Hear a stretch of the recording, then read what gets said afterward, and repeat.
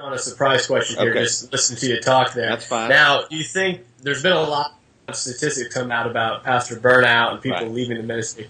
And there's a lot of on the side, and I think I've seen you mention online that you're part of one of these groups. So I'm asking you: do you think it's essential for a pastor, especially a small church that doesn't have a large staff, to be plugged into some sort of networks that Oh, he can vent somewhere? He can't just have some sort of network.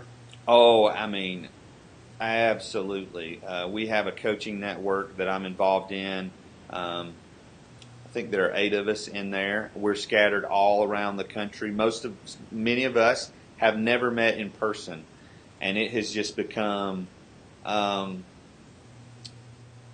we really started doing it for coaching. We're bringing in a different coach every month to kind of talk about different topics, but it's really become just a place for us to really vent. I mean, there's not a lot of safe places a pastor can really Yeah. be honest and say things.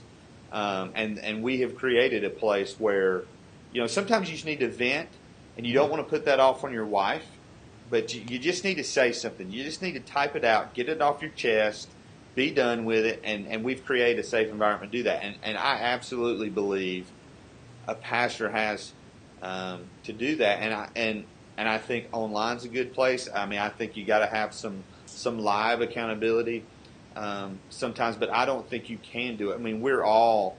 I think there's one guy that's in his 40s, but we're all pastoring churches of under 100. For the most part, we're in rural settings. But it's been. I mean, it has been such a blessing to me just to be. Steven's a part of our group, Steven Sheets. I don't know where I'd be without those guys. Mm-hmm. And talking about burnout, the scariest thing for me, when I got here, was that it is very easy to hit cruise control.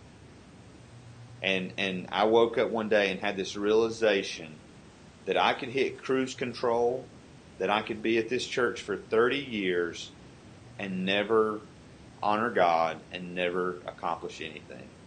That I could play it safe, and that would be easy as pie. That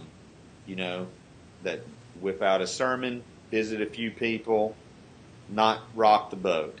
And that was the scariest day of my life when I realized how easy that would be. I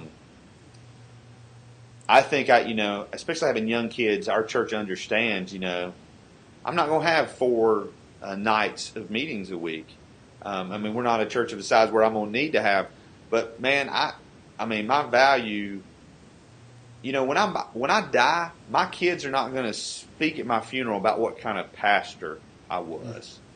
And if I'm not a good husband, if I'm not a good father, and Lord knows we're not winning any awards on that, anytime soon.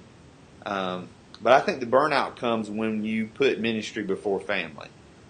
I think I actually had somebody tell me one time or say about me that I spent too much time with my kids, and I need to spend more time with their kids.